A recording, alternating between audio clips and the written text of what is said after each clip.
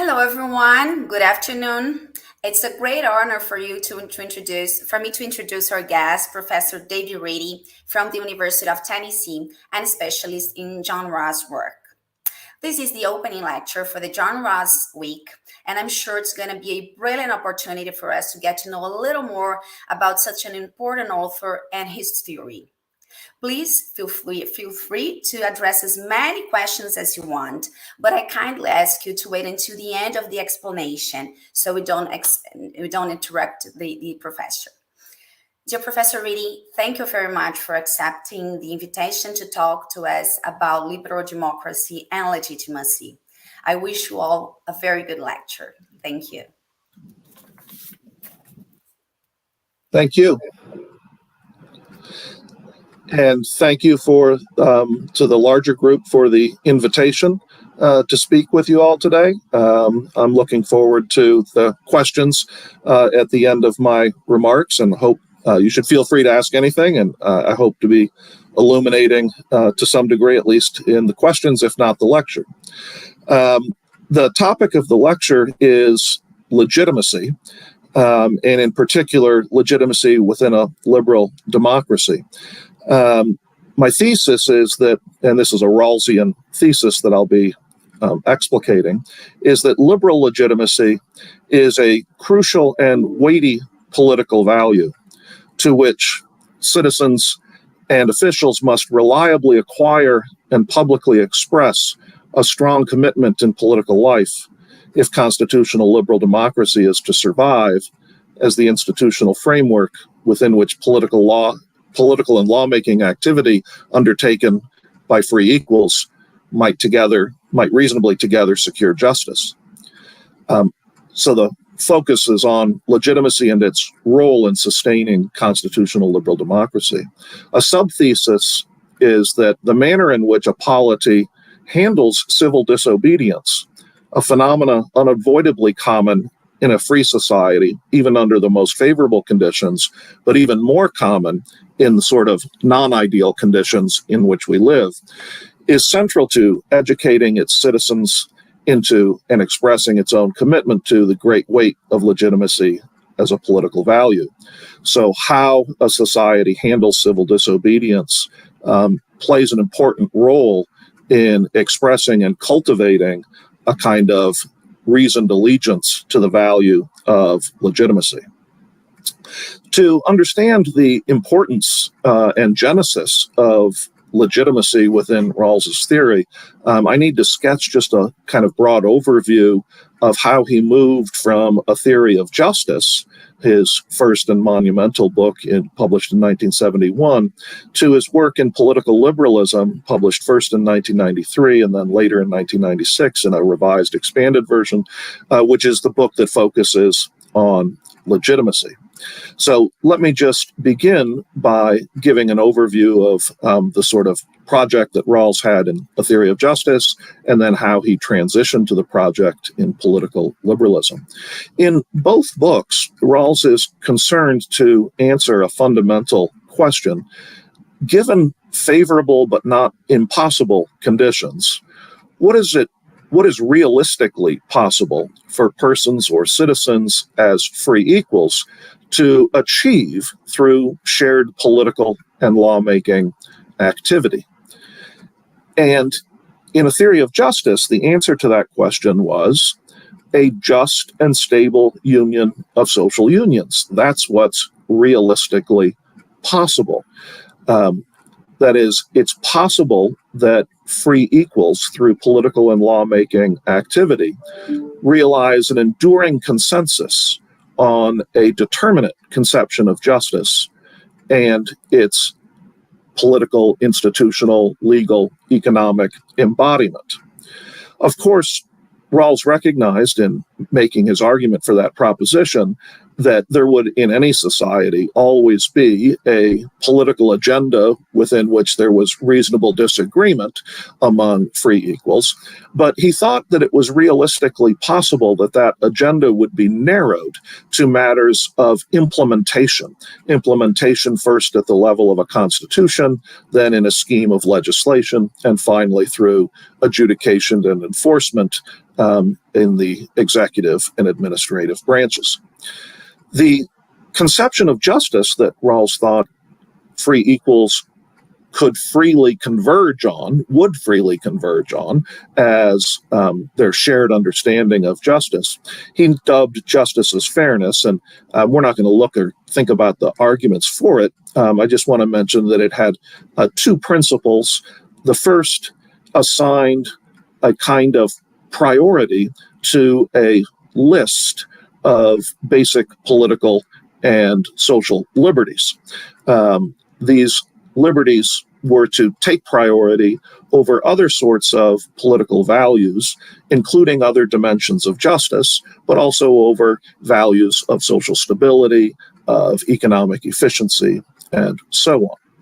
And among those values, Rawls thought that citizens would arrive at a consensus on securing the fair value for their political liberties. Other liberties, in terms of the value or use of the liberties to citizens, might be determined by their disparate shares of economic resources. But with respect to the political liberties, there would be a commitment and a prior commitment to securing fair value for the political liberties. And this second principle then that would govern things other than liberties covered fair equality of opportunity and regulated economic inequalities within the division of labor. With a consensus on those principles and their arrangement in terms of the priority of liberty, Rawls thought that the political agenda that would be faced ideally under the best circumstances by free equals was really a matter of how to implement those commitments in a constitution and then through legislation and so on. And he recognized that there were multiple possible instantiations of these principles. And so there would be a space, of course, for ongoing real political work, but that real political work would all be organized around a shared understanding of justice. I should mention just, I suppose, last that while there would be lots of possible constitutions and schemes of legislation and schemes of adjudication and administrative enforcement and so on, consistent with the two principles, they would broadly, Rawls thought, require something like what he called a property-owning democracy as a particular form of constitutional liberal democracy, or a liberal market socialism as a particular form of constitutional liberal democracy. But there might have been other forms that would emerge as well. Those were just two that he was able to identify as having already some presence within both historical and scholarly practice. Now, the way in which this ideal is rendered realistic for Rawls is the central issue that's relevant for us today, not the justification of the ideal, but the way in which he renders it realistic.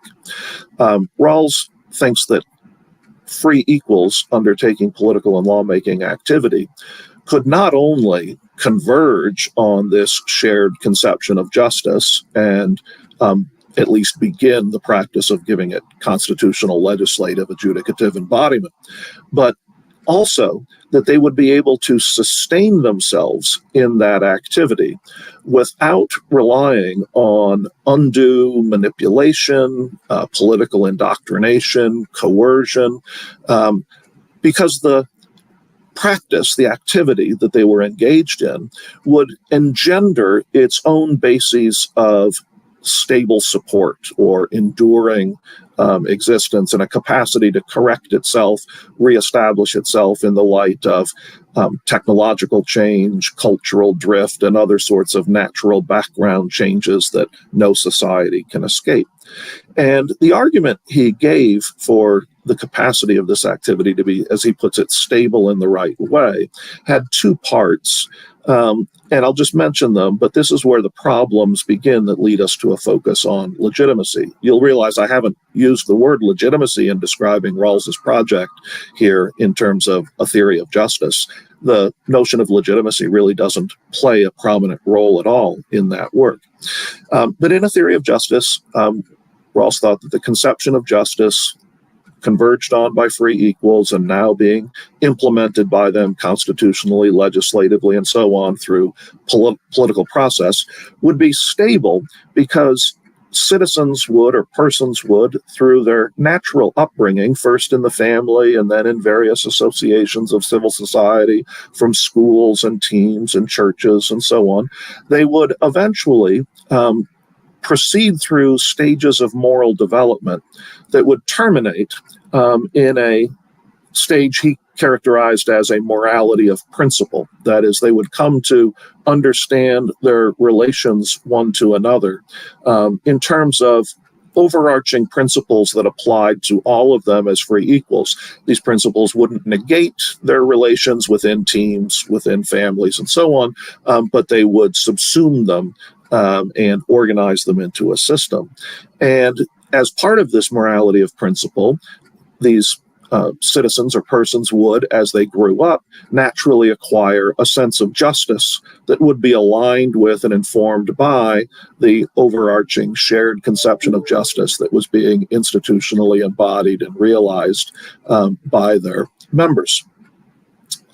Now, that part of the story that in a society that was organized around Rawls's principles of justice and was busy constitutionally, legislatively, and administratively giving embodiment and expression to those principles as best it could, that within such a society, persons would naturally develop a moral sensibility organized around principles that extended to each and all as free equals, the content of which came to align with the prevailing public conception of justice.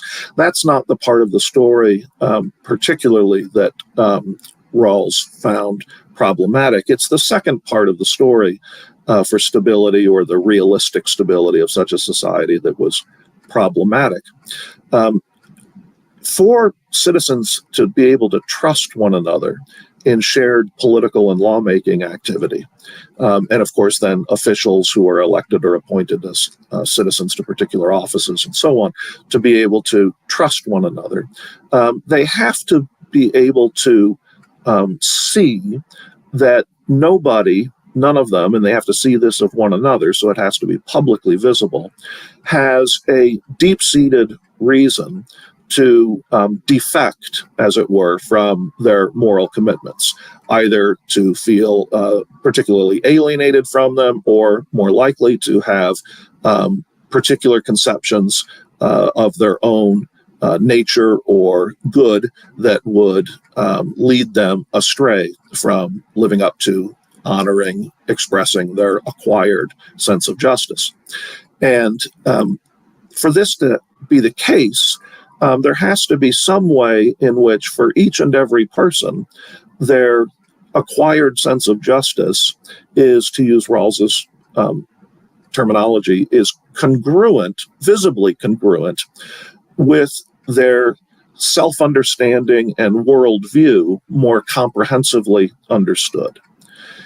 In a theory of justice, Rawls thought that would also naturally develop, that it would naturally be the case that citizens would come to share a more or less comprehensive self-understanding and worldview, a more or less comprehensive understanding of their good simply qua human beings, that would align in a publicly visible way with their acquired sense of justice, so that each and all of them could reliably trust others to keep to their shared activity, to not defect or to withdraw, say, out of apathetic resignation or some such thing. Now, it's that part of the story that became a problem for Rawls. By the late 70s, less than 10 years after he had published A Theory of Justice, he had realized that any constitutional liberal democracy, and so any constitutional liberal democracy that's settled on his favored principles of justice, the two principles I mentioned earlier, one governing basic liberties and assigning them a certain priority over other political ends, and the second governing fair equality of opportunity and economic inequalities built into a division of labor.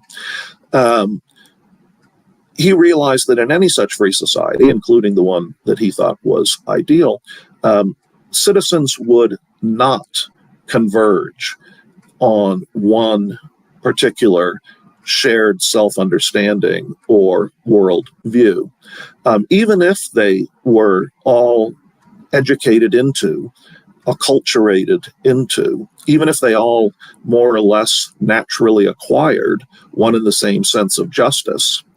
By virtue of the diversity within families, churches, teams, civil associations, and so on, and the different perspectives that that diversity carries with it, a difference that leads to what he calls the burdens of judgment, such that individuals always see fundamental questions from distinct and diverse points of view and are rationally, epistemically, non-culpably, that is, they don't engage in any flawed reasoning, likely to arrive at different conclusions.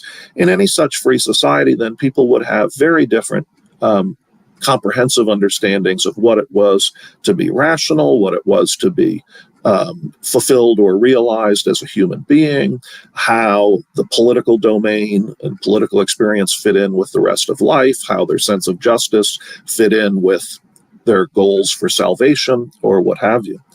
And so there would be no sort of single fact, publicly visible fact about congruence between an acquired sense of justice and broader or deeper self-understandings and worldviews that were likely to exist and persist in a free society.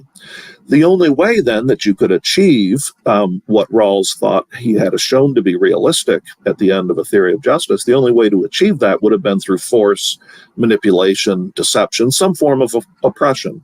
And Rawls notes that this fact of oppression is one that we have historical evidence for.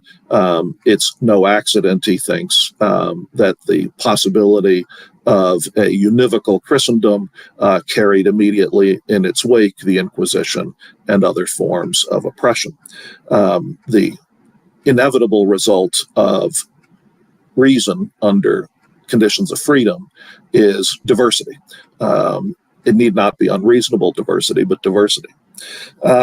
Further, though, Rawls recognized that once you acknowledge that in a free society, people are going to hold different self-understandings and worldviews of a more comprehensive and general, far-reaching sort, it's very unlikely then that they will all be naturally drawn to one and the same sense of justice.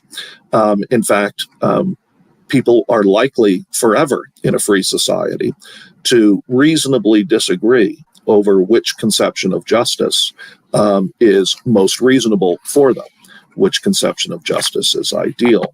So now we have the problem that Rawls takes up in his second big book, Political Liberalism, and that is, in a free society in which not only will citizens inevitably hold different comprehensive self-understandings and worldviews, and without any epistemic or moral fault will they hold such diverse worldviews, and will citizens hold different conceptions of justice. That is, they'll reasonably disagree over which conception of justice is most reasonable between them. They're not all going to agree that Rawls's two principles, for example, express the most reasonable conception of justice.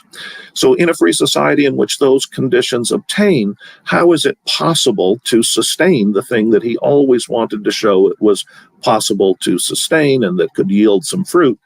That is, free and equal citizens undertaking shared political and lawmaking activity. How is that sort of activity, a fundamental activity for constitutional liberal democracy, how is that activity possible and what is its fruit insofar as it is realistically possible. And he knew that the answer he gave in A Theory of Justice to that question was no longer viable. It wasn't realistic to think that citizens would all converge on one and the same sense of justice, or that they would all be drawn into self-understandings and worldviews that were congruent with that sense of justice in a way that would render their activity stable. That is, they would not suffer from forms of distrust that would require manipulation, threats of coercion, and so on to secure the activity in an ongoing fashion. Now, the answer that Rawls gives then to the question, what's realistically possible as a matter of free equals undertaking political and lawmaking activity in political liberalism, the answer he gives in that book is not the answer he gives in A Theory of Justice. It's a less robust, but a similarly structured answer. So remember, the answer in A Theory of Justice was that a just and stable union of social unions is what's possible. In political liberalism, the answer is a legitimate and stable union of social unions is what's possible. And so here we see the shift from justice to legitimacy as the focal concern and the central feature of what it is that it's possible realistically to achieve and sustain in an ongoing fashion when free equals are engaged in political and lawmaking activity. Now, legitimacy is a value distinct from justice. We know this just as a matter of common sense. I may have legitimate authority, and I may act in a legitimate fashion towards authority over and act in legitimate manner towards my children, but I may miss the mark with respect to justice. I may over-discipline or under-discipline, but my disciplining of my children may nevertheless be an exercise of legitimate authority and fall within the space of what, in terms of the outcome, the action I take, is legitimately acceptable. So legitimacy is distinct from justice, and it is a property of authority rather than outcomes, but it's not divorced from outcomes. So Rawls provides a liberal conception or liberal principle of legitimacy. He says it in several different ways, so there's no canonical expression of it. I'll describe it and then unpack its pieces, and then we'll focus on the nature and value of legitimacy itself. So the principle is that coercive state action, which in a constitutional liberal democracy is always the action of the body politic as free and equal citizens, is legitimate when it is pursuant to and in accord with a constitution, the essentials of which could be reasonably affirmed by free and equal citizens from their common human reason. Now, that means that lots of coercive state action will be seen by many citizens, even under the best and most favorable picture of what we can expect from free equals engaging in political and lawmaking activity. Lots of coercive state action will be seen by lots of citizens as unjust or less than fully just. What it should be, and what Rawls thinks we can reasonably hope it will be seen by them, is as legitimate. And insofar as citizens see coercive state action as legitimate and come to acquire a common sense of legitimacy, and that common sense of legitimacy is in some way or another publicly visible between them as a shared commitment from which they're unlikely to defect, and they all know that of one another, then it is possible for a legitimate society, a legitimate constitutional democracy, to be stable as such in an ongoing fashion. And of course, insofar as a legitimate constitutional liberal democracy carries the possibility, as a matter of ongoing political activity, of realizing justice or better approximating it over time as a matter of its political agenda, then justice is still in the offing as something for which people can hope. Now, just a few remarks to flesh this out. So legitimacy has for Rawls both procedural and substantive components. As a procedural matter, of course, pursuant to and in accord with a constitution. So the Constitution must be followed, and we surely mean in a publicly and visible way in accordance with the rule of law for state action, course of state action to be legitimate. But there's also a substantive component, the essentials of that Constitution, by which Rawls means the basic rights and liberties that are suitable for constitutional expression and enforcement. They are secured, understood, and secured reliably. That's a constitutional essential. And so too is the structure of government, such that it at least is broadly democratic and can function reliably so as to secure broadly liberal and democratic results, widely understood. Now, if you ask, well, what do I mean by widely understood? Here Rawls introduces the idea of a family of reasonable conceptions of justice. So while free equals engaging in political and lawmaking activity will not settle on any one determinate conception of justice as the most reasonable, at least not in any sort of unanimous and enduring fashion. They will, Rawls thinks, be able to settle on the boundary conditions of a family of conceptions of justice, all of which are at least not fully unreasonable. That is, they're all reasonable to some degree, and they could be accepted by each and all without manipulation, domination, etc. Now, people will disagree about which member of the family is the most reasonable, and there will be a lot of political contest. So in a constitutional liberal democracy, Rawls thinks it's unreasonable for any of us to think that politics, the political agenda, will ever get past fighting over first principles of justice. We won't. But what we can get past is fighting over the boundary conditions of the reasonable space within which we debate candidate first principles of justice. And those boundary conditions mark the family of generically liberal conceptions of justice, or you might think generically reasonable conceptions of justice. And he suggests that the criteria of belonging to the family are the following. First, that a familiar list of basic liberties be recognized, especially very core liberties that we're all familiar with.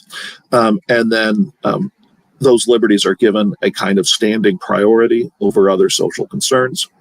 And then second, that there be at least a division of labor that provides everybody with a social minimum, a minimum in terms of opportunities and a minimum in terms of resources adequate for them to be able to make meaningful, not perfectly fair, but meaningful use of their basic liberties.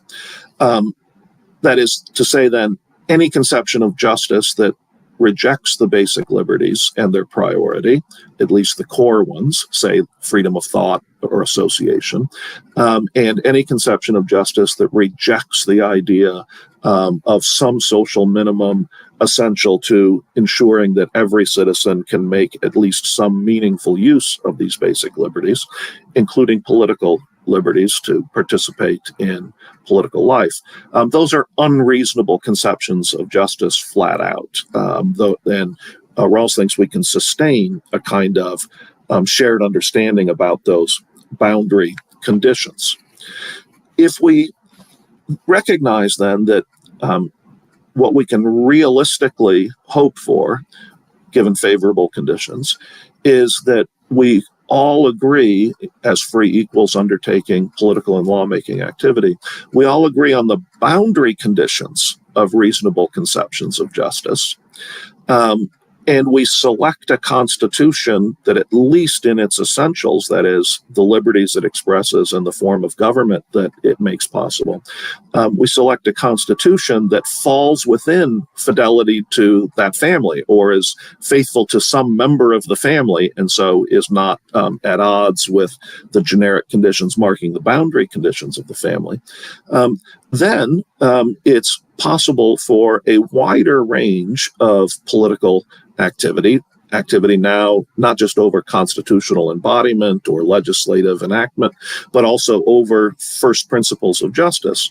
It's possible for such a wider form of democratic politics, one that extends to first principles of justice, to be stable in the right way. Stable in the right way because people will be educated into a shared sense of legitimacy, not a shared sense of justice, but a shared sense of legitimacy. They will be naturally educated into this. It's a political conception. It's part of their political development, not their more comprehensive moral development. It doesn't implicate their larger self-understandings or worldview. It's more narrowly circumscribed and attached to political life.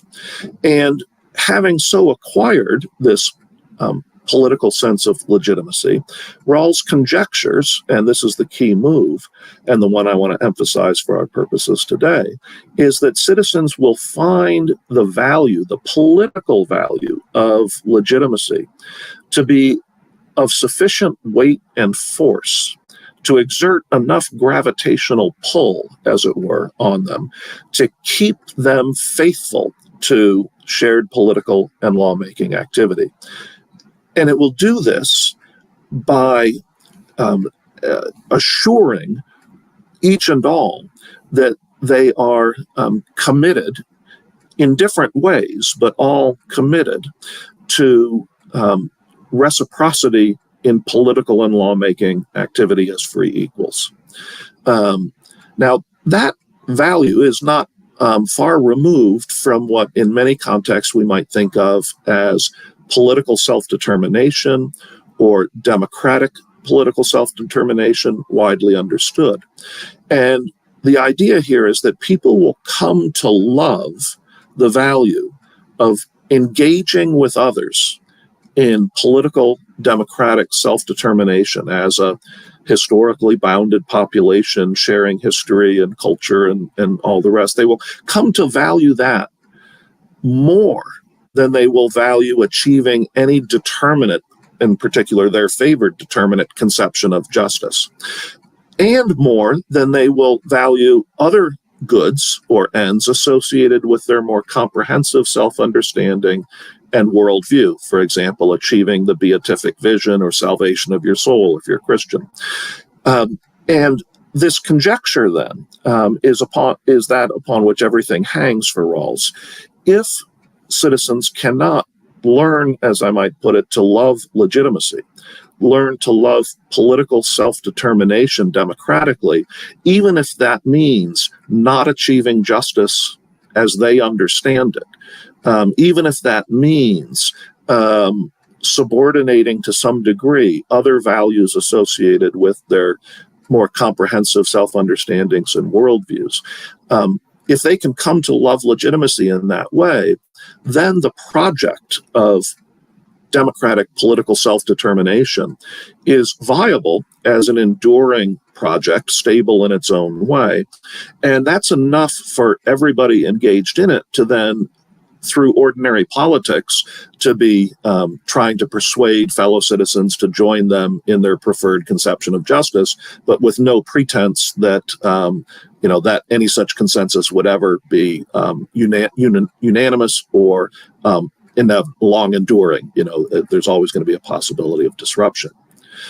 Now, if this conjecture is to be fulfilled, Rawls thinks that those who are drawn to the value of legitimacy will have to express their commitment to it in various ways.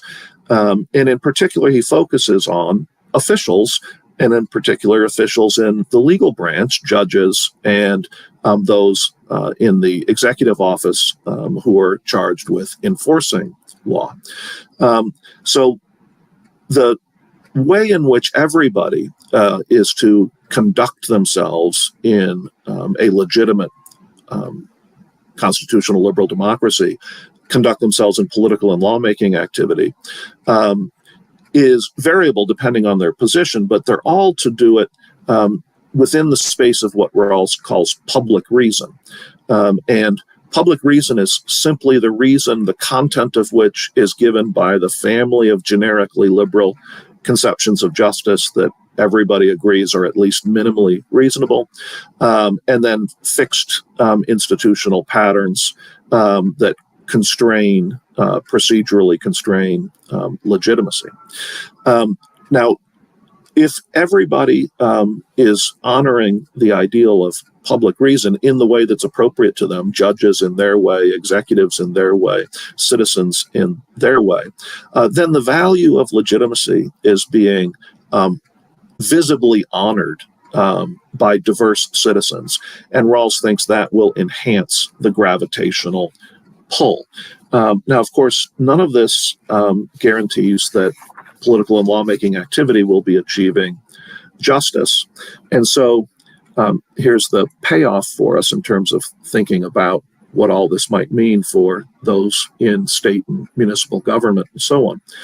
This means that even under the best circumstances in a free society that is committed to constitutional liberal democracy, even under the best of circumstances, there is always going to be civil disobedience that acknowledges the legitimacy of the system, but protests the injustice of a particular institutional outcome or arrangement. Because citizens will disagree about which conception of justice is the most reasonable, there will always be some within the space of the options who regard the realized conception of justice as the least reasonable on offer, and thus something that they have to visibly, publicly protest against, and indeed take extra political action in the form of civil disobedience.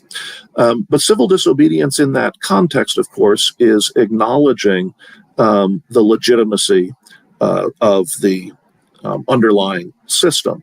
And public officials have, even under the best of circumstances, an obligation to treat civil disobedience on those conditions as itself a reasonable form of political expression, a reasonable form of politics, and to help educate citizens with respect to the role of civil disobedience in the politics, even under the best case scenario of a constitutional liberal democracy.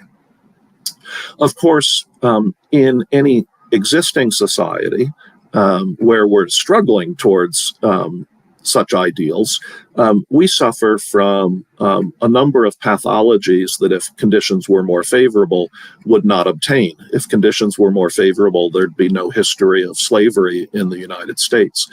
But we exist in a world in which there is the history of slavery, and there are thus a range of issues that we face that wouldn't be faced otherwise.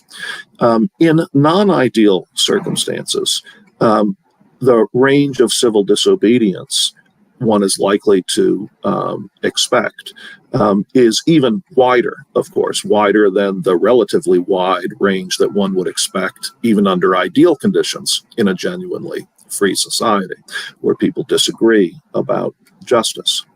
And it's in that non-ideal context that the stance that public officials take with respect to civil disobedience is, of course, crucial. It plays a profound educative role with respect to the citizenry generally. It can undermine or enhance the stability of institutions, and so on. And so I will just mention a couple of non-ideal circumstances, some of which Rawls himself recognizes, and others of which he doesn't comment on, but we can anticipate what he might say, and those would be my concluding remarks.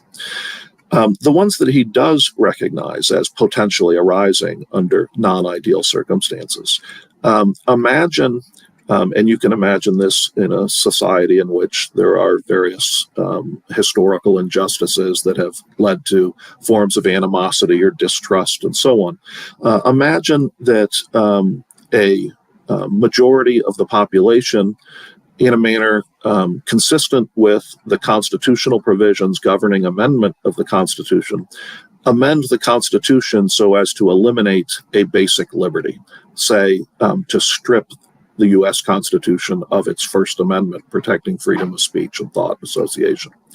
Now, Rawls addresses that issue and suggests that public officials, and in particular Supreme Court justices, would fulfill their ideals best in that non-ideal circumstance by declaring invalid, constitutionally invalid, and otherwise procedurally valid amendment of the Constitution on the grounds that that amendment pushes the Constitution outside the space of what would be generically legitimate, that is, what could be any permissible instantiation of democratic self-determination.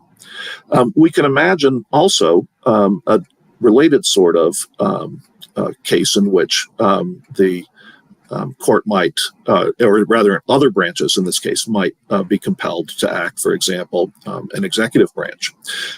Suppose that a court undertook of its own initiative to impose what it took to be a just tax regime, and to make that a matter of constitutional law. That is, it entrenched a tax system outside of and prior to legislative deliberation and embodiment and so on. That would be also in any constitutional liberal democracy, on Rawls's view, an illegitimate exercise of power, and the other branches, the executive probably in this case, but even citizens more generally behind the executive, would be acting consistent with ideals to resist as unconstitutional that sort of usurpation by the judiciary of an ordinary legislative function, even if they manage to improve the justice of the tax system. Some cases that Rawls alludes to in notes and in lectures, but not so much in his published writings, of interest are also those of uncivil disobedience. And of course, in the United States, over the last year, we've experienced any number of instances from different political angles of uncivil disobedience. Uncivil disobedience is, in any constitutional liberal democracy that's legitimate, is a rejection of legitimacy. Now, it might be a claim that the society is in fact not legitimate, and that there is some constitutional defect that needs to be corrected. But if the society is, in its constitutional essentials, legitimate, and if it is acting pursuant and in accord with those constitutional essentials, then uncivil disobedience signals from the side of those who are engaging in it that legitimacy is for them, political legitimacy, democratic self-determination is for them a value not weighty enough either to outweigh other political values or to outweigh other non-political values embedded in their broader self-understandings and worldviews. And with respect to citizens engaged in uncivil disobedience, Rawls, I think, mistakenly suggests that those of us who are committed to legitimacy really have nothing to say to them, and that we should simply confine, contain, manage them as a kind of cancer on the body politic, as it were, and you hope that it doesn't spread. If you can extract it from the body politic, you do so. I think a better answer would be that those of us who are committed to constitutional liberal democracy, to legitimacy, the value face of political self-determination among free equals, to those of us who are committed to that, we should undertake to educate those engaged in uncivil disobedience into what all is at stake. They clearly are taking the view that political legitimacy, liberal political legitimacy, even if they recognize it as a value and something that our Constitution secures, is of insufficient weight to outweigh other political values or other non-political values belonging to their larger worldview. We should be engaging those perspectives, and when judges and when prosecuting attorneys and so on give remarks to newspapers or are functioning in other fashions to express their public views, they should be drawing attention to not only the merits of legitimacy, but the requirement that others, in fact, publicly offer the reasons that they think outweigh, or the values that they think outweigh legitimacy, whether those are political values or non-political values. And in that way, we can extend our commitment to democratic political self-determination, even to those who seem to be the largest threat to it at the moment. Now, that's, of course, all a matter of non-ideal theory. Rawls is not himself somebody who weighs in on substantive strategies and tactics in non-ideal theory. He's primarily interested in what is realistically possible for us as free equals engaged in political and lawmaking activity. What can we hope for? I've suggested that he changed his answer on that question. He initially thought it was possible for us to realistically hope for a just and stable union of social unions. He changed his answer so that what's realistically possible is a legitimate and stable union of social unions. A large part of the argument for that latter claim turns on the weight and force of the value of political legitimacy, political self-determination amongst free equals. Citizens play a role in educating one another into that value, but officials, especially judicial and executive officials, play an especially important role, even in ideal theory, in educating citizens into the value of legitimacy. And some of the opportunities that will be presented to them for that educational work will be in the form of disobedience, whether civil disobedience, which will be fairly common even under ideal conditions. There's no getting around that. People are going to disagree about fundamental conceptions of justice. Occupy Wall Street is going to be going on in one form or another from one side or another indefinitely in any free society. How officials engage civil disobedience, even under ideal conditions, is important, but more important is how, in the non-ideal world that we actually live in, how they engage forms of disobedience that often take uncivil expressions. That is, there is an attempt to resist punishment, to hide, to act privately and covertly to disrupt the system. This uncivil disobedience does not acknowledge legitimacy and so does not welcome punishment as the manifestation of the disobedience commitment to legitimacy.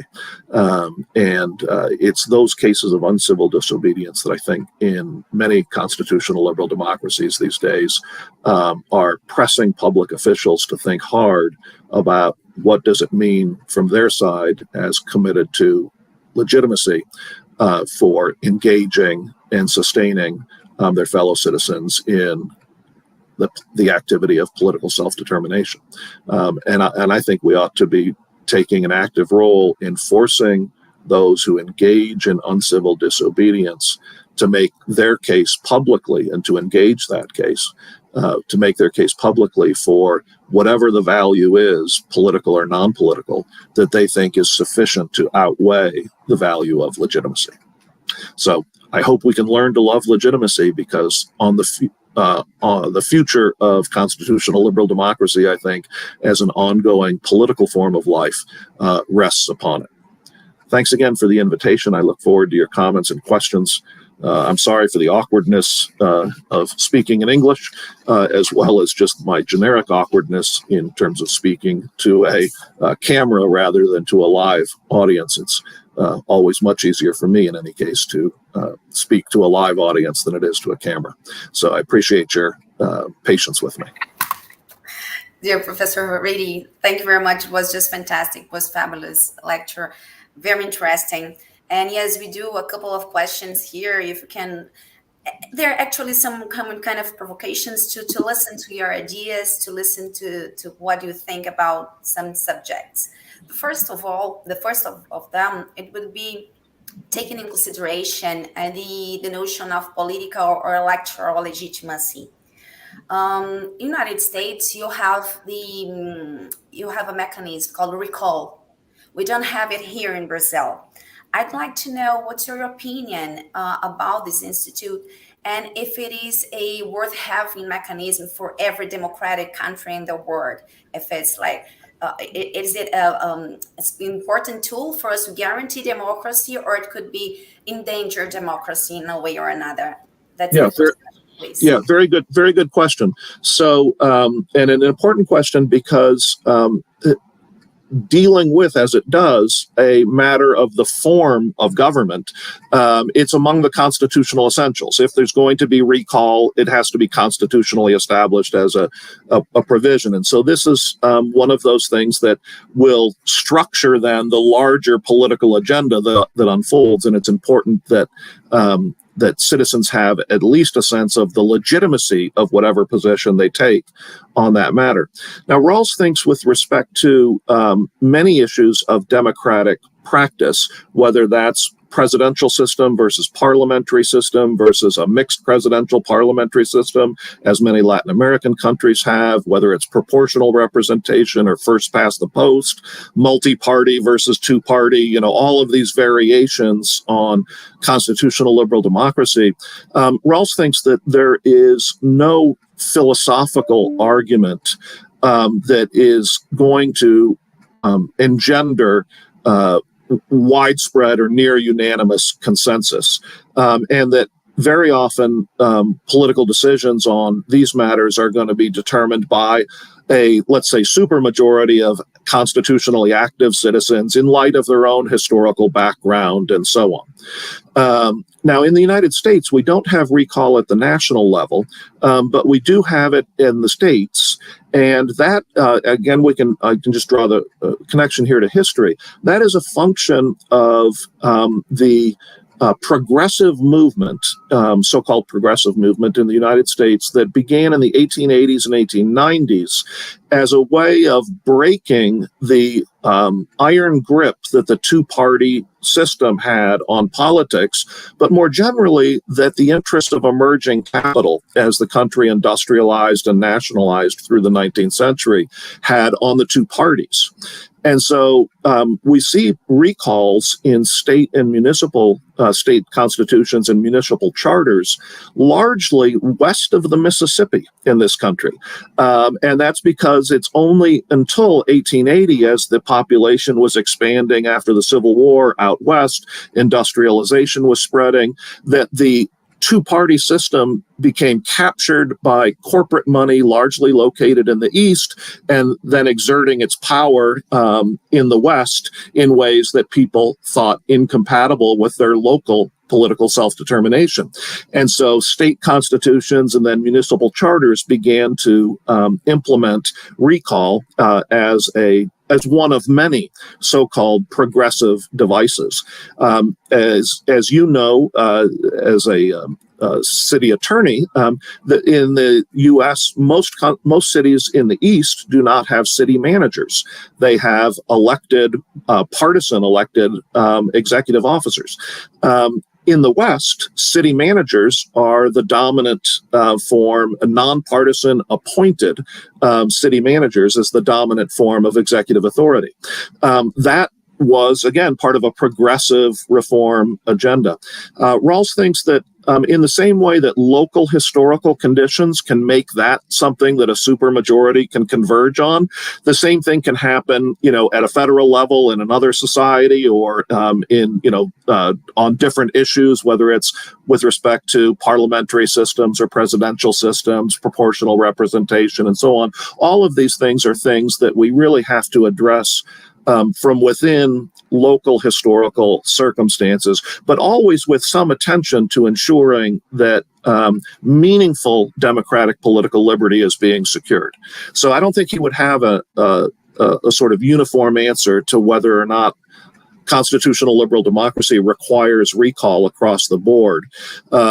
Whether that should be included as a constitutional essential in a constitutional liberal democracy will be dependent on local historical circumstances. I'm sorry, you're muted, so I can't hear you. Sorry, thank you. Thank you so much. It was very enlightening. Thank you very much. And there is another point that I would like to talk to and listen to your opinion about. You were talking about civil or uncivil disobedience. Yes. We had an episode here in Brazil. It was quite just a little time ago, where our president just declared openly that he was threatened not to obey some determinations by our judiciary. So the idea of civil or uncivil disobedience brought me to my mind, and making this link with the legitimacy of the system. How can we deal with this kind of situation, and how are the best and more secure alternatives for our democracy to surpass them? This kind of yes. Good. So this kind of action is the kind of action that often signals what Rawls thinks of as a constitutional crisis. But I want to be careful about how we frame that remark. So there is no doubt that constitutional liberal democracy requires not only the rule of law, but an independent judiciary capable of making constitutional determinations. And in that sense, some form of judicial review, of course, is just built right into the idea of constitutional liberal democracy and will be a constitutional essential. But judicial supremacy as a particular modality of judicial review is a different matter. So it's, for example, long been a controversial matter in the United States whether the Supreme Court, which since Marbury versus Madison in the very early 19th century has had the power and has claimed and exercised the power of judicial review, it's long been contested whether or not the other branches are required to acquiesce to the court's judgments on constitutional matters. So we have broadly two families of views in the United States, and it's not obvious that either of these, if it was an expression of the body politic as a whole, would be illegitimate. So one view, the view that Jefferson held and the view that Abraham Lincoln held, is that the judiciary has the last word on the constitutionality of any law, but its word binds only the judiciary. And the executive branch has the last word, but it binds only the executive branch. And the legislative branch has for its activities the last word. So each branch, as it were, has the last word on what the meaning of the Constitution is and on whether a particular action satisfies the Constitution. Now, a system in which everybody shared that understanding might be viable and might endure. It's not obvious that it couldn't. And there are reasons why, democratic reasons, why one might want that final authority over the meaning of the Constitution not to be held by, say, 9 unelected men in black robes. So that's what Jefferson thought. That's what Lincoln thought. The other view, of course, is that the Supreme Court say in the United States, has not only the final word over the constitutionality of legislation and the meaning of the Constitution for the judicial branch, but that its judgment binds the other branches as well, the executive and the judicial. We have evolved in this country towards that view as the dominant view. But it remains in this country a matter of real political contest. We're still sort of struggling politically with which of those two views of judicial review, one that allows each branch to decide for themselves, the other that invests the power to decide for all in the judiciary, which of those two views is most consonant with our democratic self-understandings. I think in a case like yours, what you would want to know is the executive flouting an established constitutional tradition? Lincoln, for example, did not think he was flouting an established tradition when he ignored Supreme Court rulings with respect to the meaning of the Constitution on habeas corpus. I think if a executive did it today in the United States, they would be flouting the constitutional tradition. The tradition has really, though it hasn't crystallized, it has moved steadily in one direction, and resistance to it has become weaker and weaker over time. I don't know the details, though, of your constitutional language or your constitutional tradition. The matter has also been one that's been contested in the UK, though, as well, which, of course, doesn't have a written constitution in the way that other countries do. So, when I say a constitutional crisis, this could signal a constitutional crisis. The crisis I'm imagining is one that's predicated on an executive flouting a shared understanding of judicial review that had been not only expressed perhaps in a written document, but embodied in political practice over some enduring period of time. We now have that. So if a president acted that way, and we had one recently that feigned acting that way occasionally, that can be a step in the direction of a constitutional crisis. In our case, the court has sustained its authority to determine for other branches. But I don't know where historically Brazil stands right now on that front. Thank you very much, Professor Reidy. We do have some other questions from the audience. If you allow, I Sure. can read. I'm happy to discuss. Okay. The first question is by Massoneto.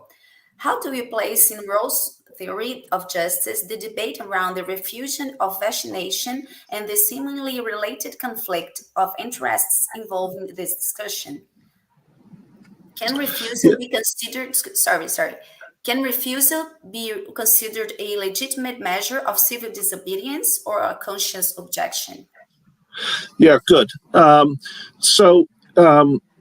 There's no doubt that herd immunity is among the sorts of public goods, a kind of indivisible good that can only be achieved through some measure of coercively backed state action. So it's not unlike clean air or clean water. If one person gets it, everybody gets it.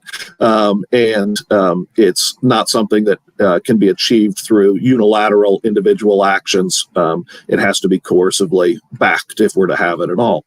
And so in that sense, there is no serious problem with vaccination requirements as falling within the remit of the just activity of a constitutional liberal democracy.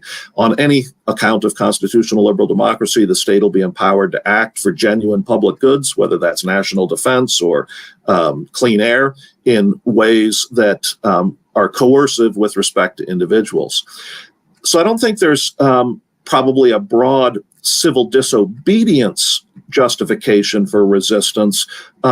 unless there was some claim, about how the background processes were unfolding, that somehow the scientific community was being manipulated by corporate interests or something of that sort. I think the harder question is one of conscientious objection. And of course, there we're not talking about civil disobedience where somebody is claiming that the state action is unjust or even more dramatically illegitimate. In the case of conscientious objection, we're claiming that somebody has a non-political value that is of sufficient weight and force for them individually to resist this particular activity. And in the U.S., we've always been cognizant of that sort of a claim, whether it's with respect to the draft and coercive induction into the military or in other areas. And we, as far as I know, every state vaccination program, including now the federal program recently launched as a mandatory requirement, includes provisions for conscientious objection. The assumption, of course, is that there will be too few of such objectors to compromise herd immunity. So I think we would really find ourselves in a tough position if herd immunity requires a vaccination rate, say, of 80% of the general population, and 30% of the general population starts registering conscientious objections.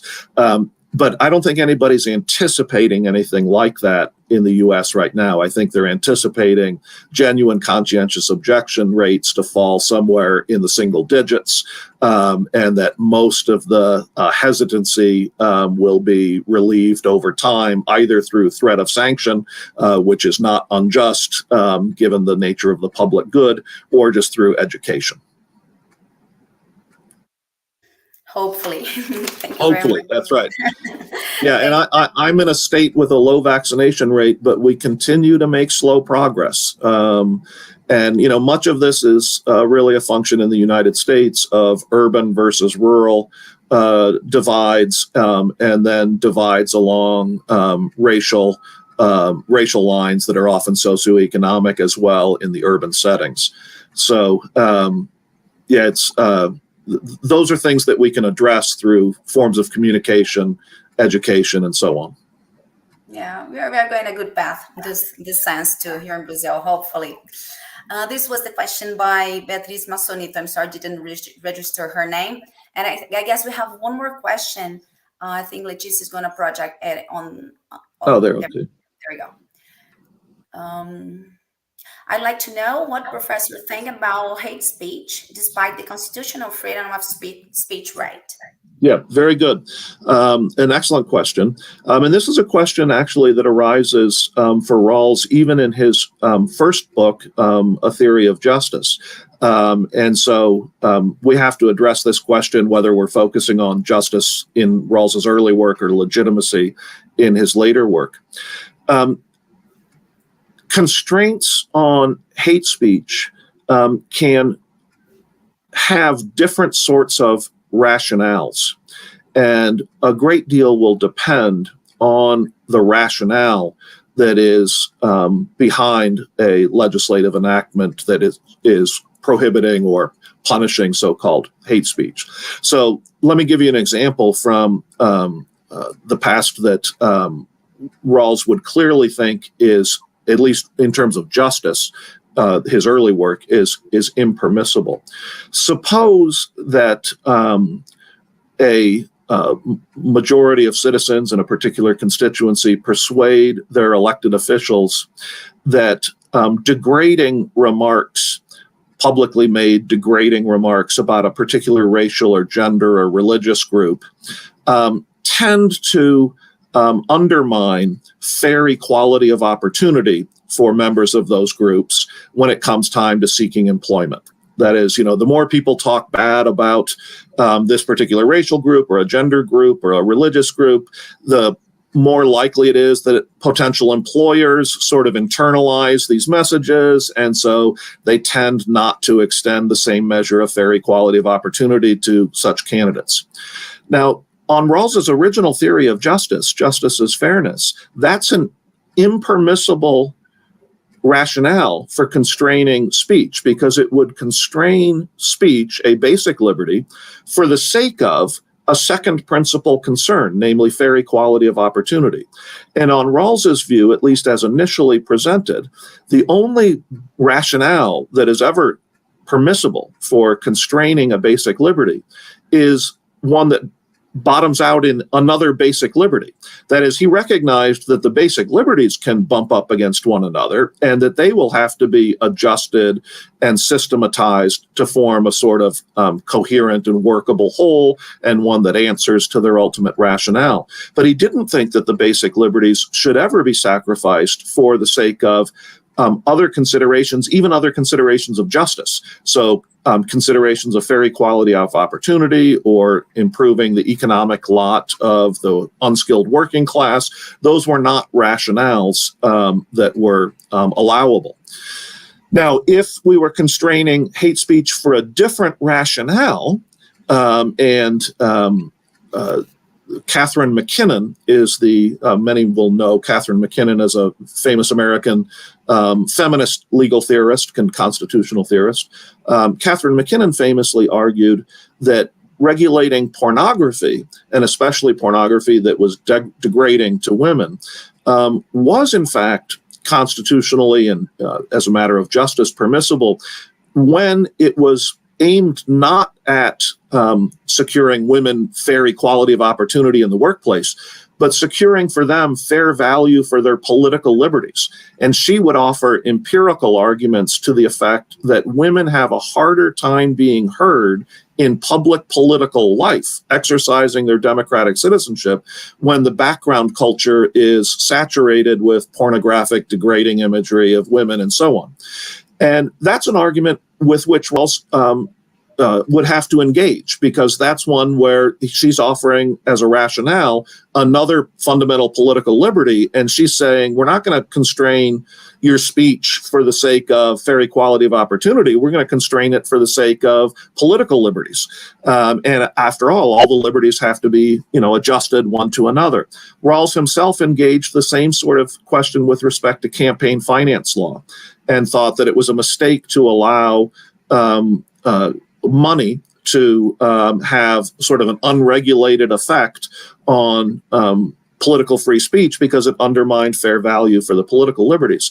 So that the kind of argument that MacKinnon makes is one that Rawls would be sympathetic with.